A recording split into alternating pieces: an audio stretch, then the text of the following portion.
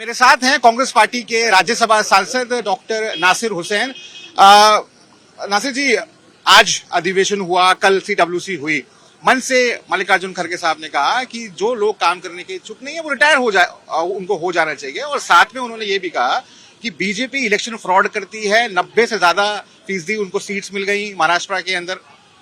देखिए, हमारे राष्ट्रीय अध्यक्ष मल्लिकार्जुन खड़गे साहब ने साफ किया कि पूरे हिंदुस्तान में जिस तरह की धांधली हो रही है, हमारी डेमोक्रेसी खत्म करने के लिए, हमारा कॉन्स्टिट्यूशन खत्म करने के लिए, बैकडोर से अमेंडमेंट्स लाने के लिए ये सब साजिशें चल रही हैं। क्योंकि ये सरकार जो है किसी की सरकार नहीं है, सिर्फ अपने पूंजीपति दोस्तों की सरकार है।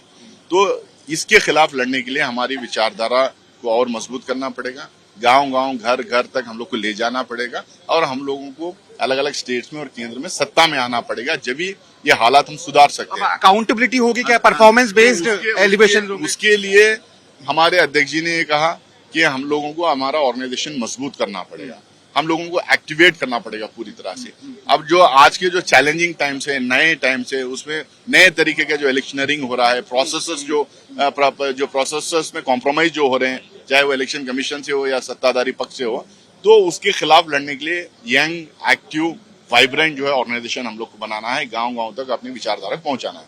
उस संदर्भ में उन्होंने ये भी कहा, जो लोग टाइम नहीं दे सकते थे, जो लोग एक्टिव नहीं रह सकते, जिनकी हेल्थ खराब है, तो वो लोग जो है अपने पदों से हट के जो नए लोगों को, एक्टिव लोगों को, जो लड़ने के जो लिए जो सक्षम है, उन लोगों को जगा दें। वक्त की जेपीसी में आप थे, जेपीसी से लेकर पार्लियामेंट तक तमाम आपने कोशिशें की, विपक्ष ने कोशिशें की कि लागू ना हो, पास ना हो। अब ये लागू हो गया है। बीजेपी का आरोप है कि ये लॉन्ग पेंडिंग रिफॉर्म था और आपने मुस्लिम तुष्टीकरण की वजह से इसको आगे नहीं बढ़ाया। पहले तो ये बताए हो, अगर मुस्लिम तुष्टीकरण था तो 1995 में, 2013 में, 1995 में जब बिल लाई गई थी, 2013 में जब अमेंडमेंट्स लाए गए थे, तो भारतीय जनता पार्टी इसको क्यों सपोर्ट की थी, कंसेंसस से क्यों पास करवाने दी थी?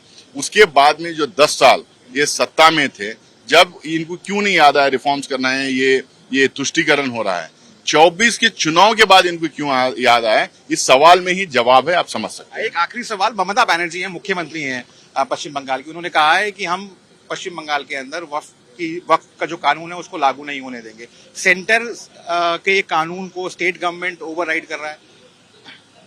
देखिए, अलग अलग सरकारें हैं, उनकी अपनी तरीके हैं लड़ने के, लेकिन कांग्रेस पार्टी ने एकजुट होकर एक तरफा से विदाउट इफ्स एंड बट्स पूरे बिल के खिलाफ खड़ी रही, पार्लियामेंट के अंदर और बाहर, पूरे इंडिया अलायंस पार्टनर्स को, और इंडिया अलायंस के बाहर भी जो बहुत सारे अपोजिशन पार्टीज हैं, उनको भी एक तरफ लाके इसके खिलाफ वोट करवाने का काम किया है।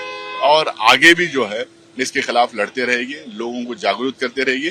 जो भ्रम इसके बारे में फैलाया गया, जो वक्फ बिल को डिस्क्रेडिट करने की कोशिश की गई, इसके बारे में झूठ बोला गया और जिस तरह से कम्युनिटी को टारगेट किया गया, इसको जो है हम लोगों के बीच में लेके जाएंगे। यहाँ तक कि प्रधानमंत्री कल जो बात अपनी रख रहे थे, उसमें भी जो है उन्होंने जो बोला सरासर झूठ है। ना उनके पास आंकड़े हैं, ना उनके पास डेटा है। हमारे सवाल हम लोगों ने जो पार्लियामेंट में खड़ा किए थे, लोकसभा और राज्यसभा में, उसका एक भी जवाब अभी तक उन्होंने दे नहीं पाया। मैंने उनसे बात करने के लिए ये थे डॉक्टर नासिर हुसैन, साफ तौर पर कहते हुए कि वक्फ की जो लड़ाई है वो पार्टी आने वाले दिनों में लड़ती रहेगी। रविकांत, मैं गौतम, आज तक के लिए।